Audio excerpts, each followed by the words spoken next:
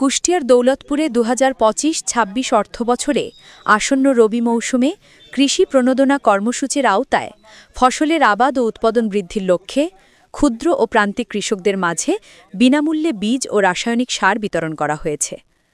কুষ্টিয়া দৌলতপুর থেকে আব্দুল আলিম সাচ্চুর প্রতিবেদনে দেখুন বিস্তারিত।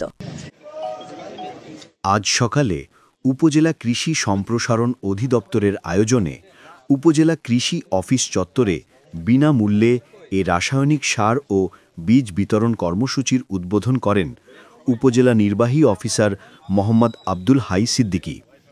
এ সময় উপজেলা কৃষি অফিসার রেহানা পারভিনের সভাপতিত্বে অতিরিক্ত কৃষি অফিসার মোহাম্মদ আলী আহমেদ, সহকারী কৃষি সম্প্রসারণ অফিসার মোহাম্মদ শহীদুল ইসলাম সহ অন্যান্যরা উপস্থিত ছিলেন। কৃষি অফিসার রেহানা পারভিন জানান, ২০২৫-২৬ অর্থবছরে রবি মৌসুমে কৃষি প্রণোদনা কর্মসূচির আওতায় শীতকালীন শাকসবজি, গম, সরিষা, সূর্যমুখী, চীনাবাদাম, শীতকালীন পেঁয়াজ, মসুর, খেসারি ও অরহর ফসলের আবাদ ও উৎপাদন বৃদ্ধির লক্ষ্যে উপজেলার ১৪টি ইউনিয়নের ক্ষুদ্র ও প্রান্তিক ৯,৮৭০ জন কৃষকের মাঝে বিনামূল্যে বীজ ও রাসায়নিক সার বিতরণ করা হবে।